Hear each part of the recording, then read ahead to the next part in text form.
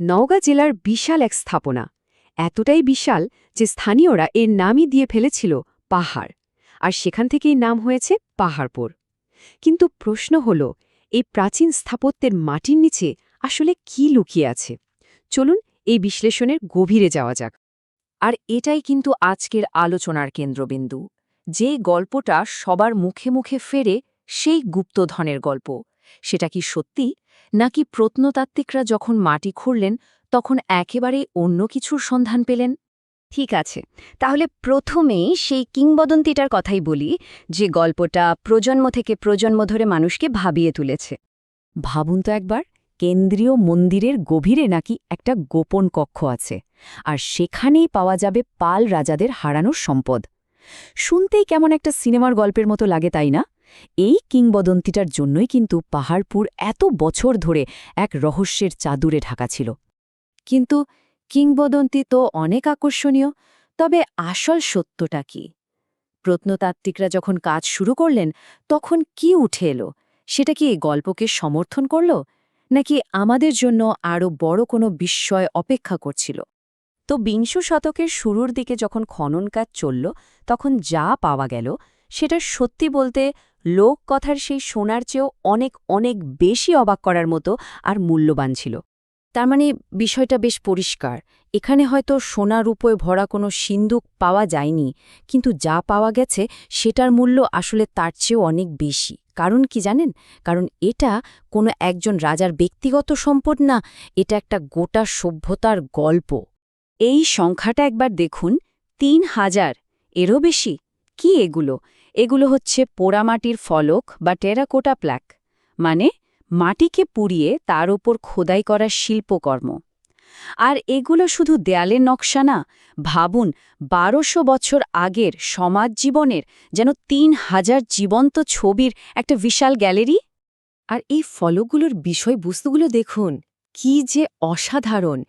একদিকে সাধারণ মানুষের প্রতিদিনের জীবনযাপন, আমার অন্যদিকে বৌদ্ধ এবং হিন্দু দেবদেবীর মূর্তি। ভাবতে পারেন সেই সময়ে কতটা চমৎকার একটা ধর্মীয় সম্প্রীতি ছিল। আর এখানেই কিন্তু বিহারের আসল পরিচয়টা লুকিয়ে আছে।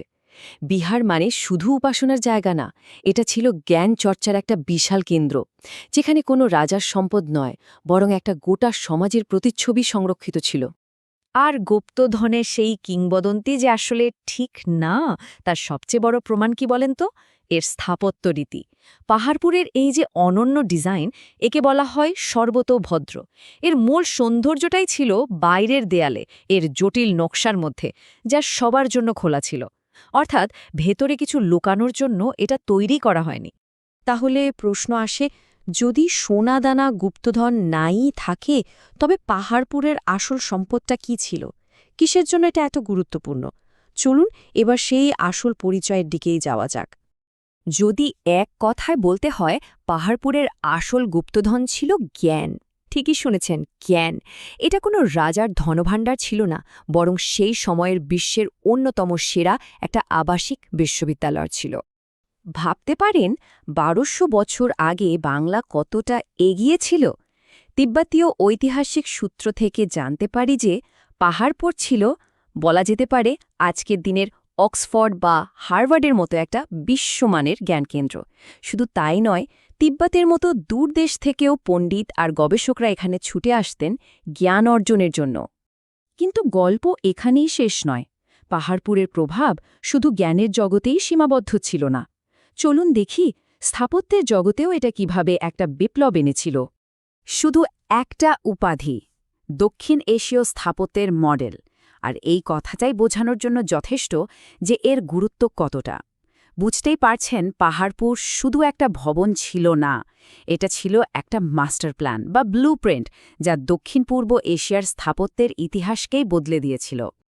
এই ছবিটা দেখলেই পুরো ব্যাপারটা পরিষ্কার হয়ে যায়। ভাবুন, বাংলাদেশ থেকে জন্ম নেয়া একটা স্থাপত্য রীতি, সেটা কিভাবে ছড়িয়ে পড়ল মায়ানমারের বাগানে এবং ইন্দোনেশিয়ার জগৎ বিখ্যাত বোরোবুদুর মন্দিরে। এর প্রভাব যে কতটা সুদূরপ্রসারে ছিল, সেটা আসলে আলাদা করে বলার দরকার পড়ে না।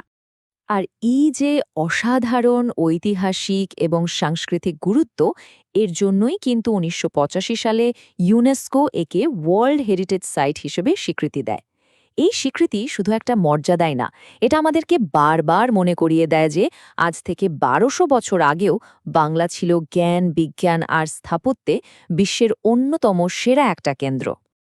তবে আমরা যা জেনেছি সেটা হয়তো পুরো গল্পের শুধু একটা অংশ মাত্র। বিশেষজ্ঞরা মনে করেন এর অনেক কিছুই এখনও অনাবিষ্কৃত রয়ে গেছে। কে জানে, হয়তো এই বিশাল স্থাপনার নিচে আরও প্রাচীন কোনো সভ্যতার চিহ্ন আমাদের জন্য অপেক্ষা করছে।